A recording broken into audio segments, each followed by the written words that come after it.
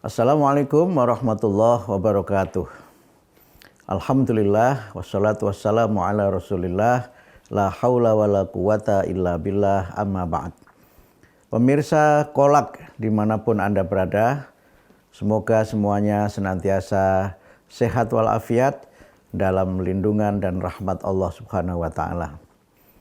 Pagi-pagi makan ketoprak, jangan lupa baca bismillah. Jumpa lagi di acara Kolak, semoga ilmu dan wawasan kita terus bertambah. Pada episode kali ini kita akan berbicara tentang peristiwa Kanjuruhan yang tidak hanya menyita perhatian kita di dalam negeri, tapi juga menyita masyarakat di luar negeri. Peristiwa di mana ratusan supporter meninggal dunia yang sekarang masih dalam proses investigasi. Memang ini tragedi yang dalam sejarah sepak bola di tanah air kita baru pertama kali terjadi, dan dalam konteks sepak bola dunia, peristiwa meninggalnya ratusan supporter dari Arema Malang itu dalam catatan sejarah merupakan yang terbesar kedua di dunia. Tapi persoalannya bukan persoalan angka dan berapa yang meninggal dunia. Tentu saja kita sangat berduka. Jangankan sampai ratusan orang, satu atau dua orang supporter yang meninggal saja itu adalah sebuah tragedi dan sebuah musibah yang luar biasa. Ada banyak persoalan yang mengemuka dan berbagai pihak, seperti yang sudah lazim terjadi di tanah air kita ini. Kalau ada suatu musibah, maka semua tiba-tiba mendadak menjadi pahlawan. Ketika terjadi suatu musibah, tiba-tiba mendadak menjadi seorang pengamat. Dan satu karakter kita sebagai bangsa yang mungkin belum jauh berubah adalah kebiasaan saling menyalahkan, bukan kebiasaan saling bertanggung jawab. Ratusan orang yang meninggal dunia itu seperti sia-sia belaka, dan tidak ada yang sekarang menyatakan diri bertanggung jawab. PSSI belum bertanggung jawab. Polisi juga belum menyatakan tanggung jawab. Dan ini sesuatu yang sangat berbeda dengan berbagai peristiwa yang ada di belahan dunia yang lainnya. Ketika ada suatu peristiwa, itu langsung ada pihak yang menyatakan dirinya paling bertanggung jawab, dan kemudian dia tidak hanya meminta maaf, tapi kemudian dia mengundurkan diri dari jabatan kalau dia seorang pejabat, bahkan mungkin dia juga siap menjalani konsekuensi dari kesalahan yang telah dilakukannya. Sepak bola adalah olahraga yang memang paling populer di tanah air kita, bahkan mungkin paling populer di dunia. Sepak bola adalah olahraga rakyat yang memang menjadi bagian dari arena di mana rakyat itu bergembira, rakyat bersuka cita, dan sepak bola adalah olahraga yang sesungguhnya menjadi arena yang mencairkan berbagai sekat-sekat sosial, di mana berbagai kelompok itu bisa saling berbaur, bisa saling bergembira, dan bersuka cita bersama-sama dengan berolahraga. Bagi bangsa Indonesia, olahraga itu juga menjadi sebuah budaya yang memiliki akar yang sangat kuat dalam diri dan dalam tradisi bangsa Indonesia. Masyarakat di kampung dulu, saya ingat ya, ketika belum bisa membeli bola yang berasal dari karet yang bagus, itu membuat bola dari daun-daun pisang yang kemudian dibungkus dengan plastik dan diikat dengan tali rafia. Kita bermain bola asik luar biasa. Tidak ada lapangan yang berstandar. Kita main sepak bola di sawah yang mengering setelah ditanami kedelai dan sebagainya. Setelah itu mulai muncul ya bikin bola dari balon yang dibalut dengan karet juga supaya bisa lebih kencang dan bisa lebih enak untuk bermain, sampai kemudian masyarakat memiliki bola yang berstandar internasional. Itu semua menggambarkan betapa bola itu menjadi olahraga yang memang tidak bisa dipisahkan dari kehidupan bangsa Indonesia. Olahraga yang murah meriah dan olahraga yang memang kemudian memiliki nuansa yang berbeda-beda. Kalangan santri misalnya itu bermain sepak bola api, di mana bolanya itu dibakar api dan kemudian mereka bermain dengan cara-cara tertentu. Tapi dalam perkembangannya kemudian sepak bola itu pada awalnya adalah olahraga yang tujuannya adalah supaya kita ini sehat. Itu awalnya seperti itu. Meskipun kemudian dalam perkembangannya sepak bola itu berkembang menjadi industri, menjadi bisnis yang luar biasa. Kalau kita ikuti bagaimana tim-tim besar dunia, mereka melakukan transfer pemain dengan harga triliunan, tidak hanya miliaran. Mereka berolahraga tidak semata-mata untuk supaya badannya sehat, tapi berolahraga bagian dari mereka bekerja. Olahraga juga dalam beberapa hal itu menjadi bagian dari arena di mana suatu bangsa itu bertanding dan membuktikan supremasi di antara bangsa yang lainnya dengan olahraga sebagai medianya.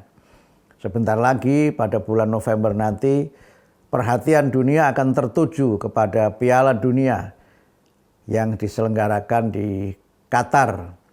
Itu juga sebuah perhelatan yang mereka tidak sekedar berolahraga saja, tidak sekedar supaya badannya sehat dan kuat, tetapi adalah bagian dari menunjukkan supremasi suatu bangsa di atas bangsa yang lainnya. Tetapi kemudian olahraga tentu saja tetap menjadi bagian dari bagaimana kita memiliki jasmani yang sehat dan bagaimana memiliki tubuh yang kuat. Bagaimana pembahasan selanjutnya tentang olahraga dan khususnya tentang sepak bola, kita akan bahas pada segmen yang kedua. Pemirsa Kolak dimanapun Anda berada, olahraga itu kalau dilihat dari sisi tujuannya, bisa kita kelompokkan ke dalam 3 kelompok. Yang pertama adalah olahraga kesehatan. Jadi olahraga yang tujuannya supaya kita ini sehat. Sepak bola juga menjadi bagian dari bagaimana supaya kita ini sehat. Yang kedua, olahraga sebagai hobi. Orang berolahraga itu bagian dari dia melakukan aktualisasi diri dan hobi. Nah, yang ketiga, olahraga itu adalah bagian dari industri.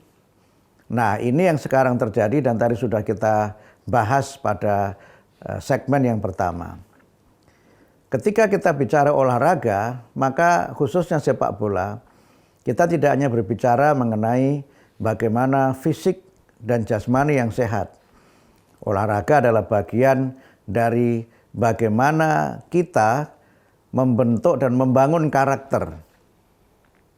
Beberapa tahun yang lalu misalnya Muhammadiyah bekerja sama dengan British Council dan Portsmouth Football Club untuk menjadikan sepak bola sebagai sarana belajar bahasa Inggris dan sarana membangun pendidikan karakter.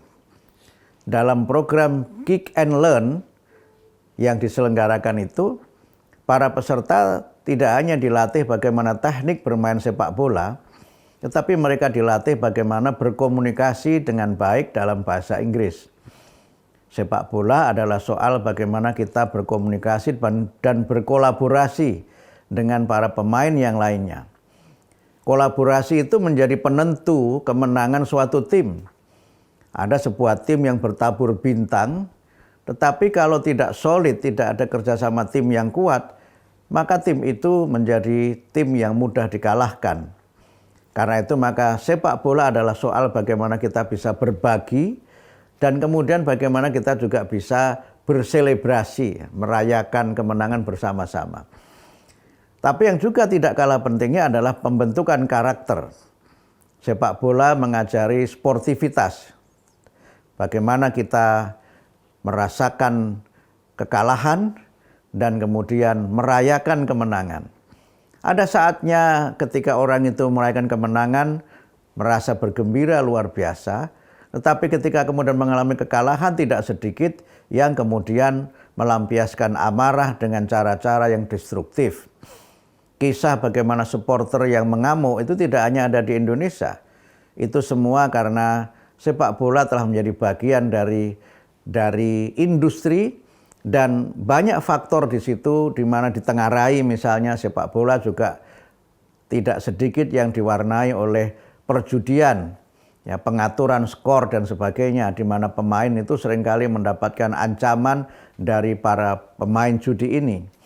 Sepak bola juga menjadi bagian dari ajang politik dan ini yang mulai terjadi di tanah air kita ketika politik sudah mulai masuk dalam industri sepak bola. Koordinator supporter itu biasanya dikaitkan dengan semangat primordial termasuk semangat partisan dari kelompok atau partai politik tertentu. Dan itu yang membuat kemudian sentimen primordial yang berlebihan dan bahkan tidak jarang olahraga sepak bola itu juga diwarnai oleh tawuran antar supporter. Sportivitas kadang-kadang tidak terjadi karena orientasinya adalah orientasi kemenangan. Dan ini yang memang kadang-kadang menjadikan olahraga itu begitu brutal, begitu kasar dan diwarnai oleh berbagai kecurangan dan hal-hal yang tidak seharusnya terjadi dalam sepak bola. Saya tidak ingin mengulas itu secara berpanjang lebar, biarlah nanti tim yang membuktikan dan menetapkan siapa-siapa yang bersalah dan siapa yang harus bertanggung jawab, serta menanggung konsekuensi dari kesalahan yang telah dilakukan. Seorang Kapolda sudah diberhentikan karena dianggap dia yang bertanggung jawab sebagai pimpinan keamanan di Provinsi Jawa Timur. Tapi apakah itu menyelesaikan masalah? Belum tentu juga kalau tidak ada perubahan paradigma. Saya tidak ingin masuk pada wilayah bagaimana seharusnya olahraga kita ke depan dikembangkan, tapi saya ingin melihat dan mengembalikan bagaimana olahraga itu menjadi bagian dari berislam. Olahraga adalah bagian dari bagaimana Islam mengajarkan kita untuk menjadi manusia yang sehat, menjadi manusia yang kuat. Di dalam hadis Nabi disebutkan al-mu'minul qawiyyu khairum minal mu'minin ad-dha'if. Seorang mukmin yang kuat itu lebih baik daripada orang-orang mukmin yang lemah. Kalau kita kaitkan dengan Al-Quran, maka orang yang kuat itu adalah orang yang kuat secara jasmani dan orang yang luas wawasan ilmunya. Tolut diangkat sebagai pemimpin itu karena dia punya kelebihan yang diberikan Allah kepadanya berupa bastotan fil ilmi wal jismi. Punya kelebihan ilmu dan punya kekuatan fisik. Nabi Musa itu dipekerjakan oleh Nabi Syuaib itu karena dia seorang yang kuat dan seorang yang bisa dipercaya. Al-Qawiyyu Al-Aminu. Kekuatan kita sebagai bangsa ditentukan oleh kekuatan sumber daya manusia.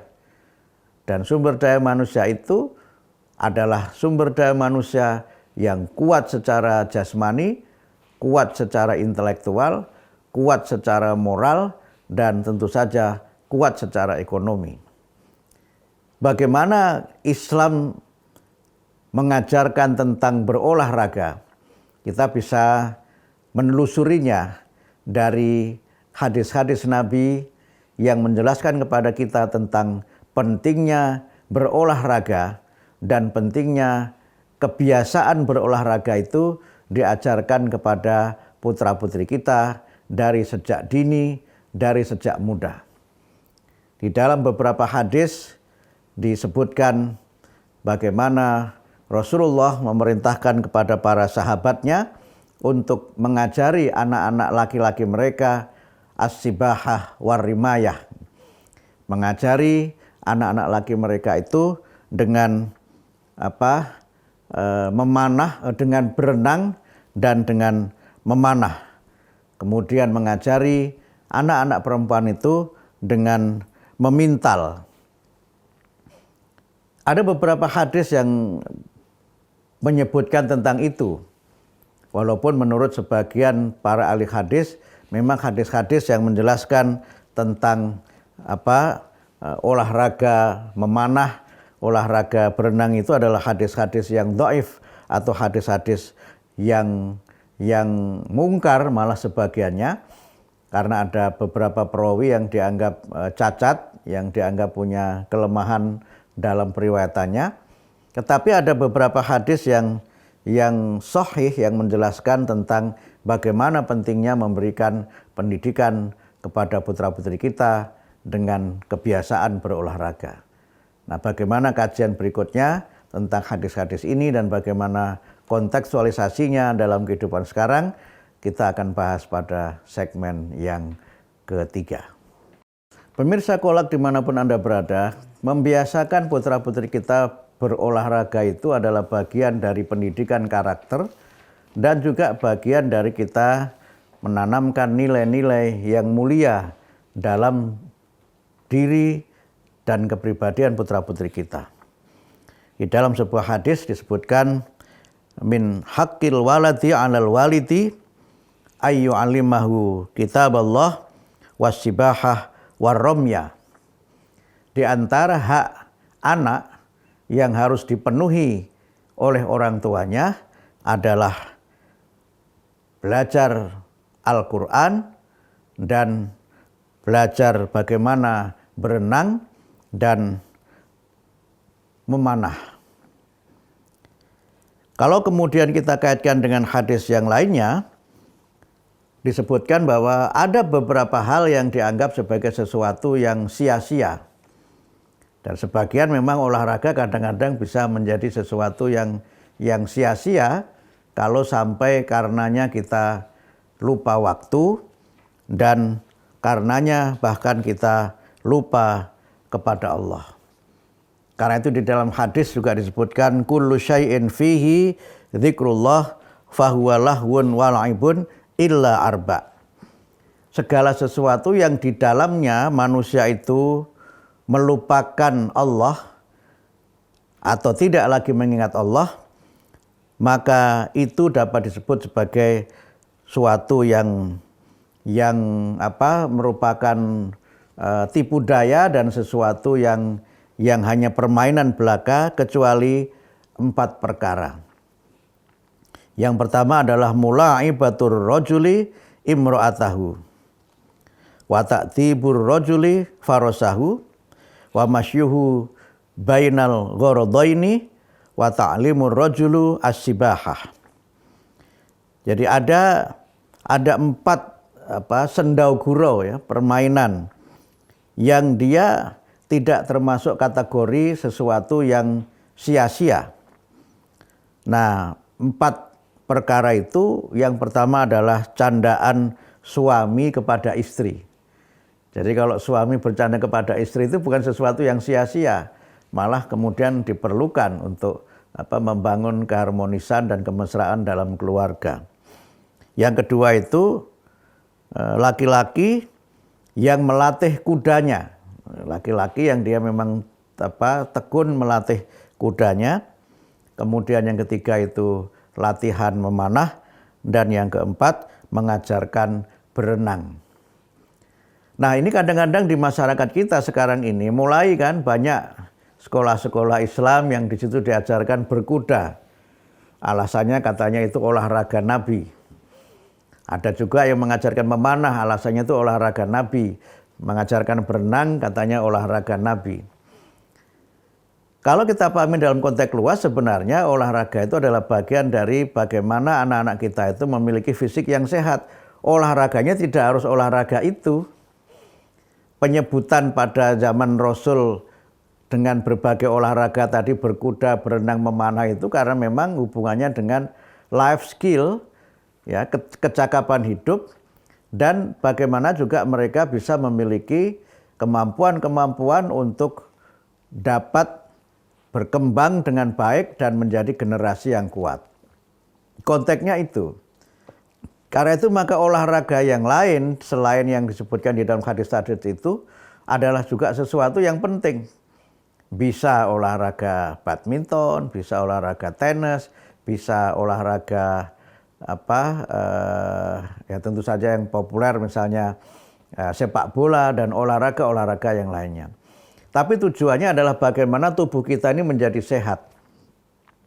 Bagaimana tubuh kita ini menjadi kuat.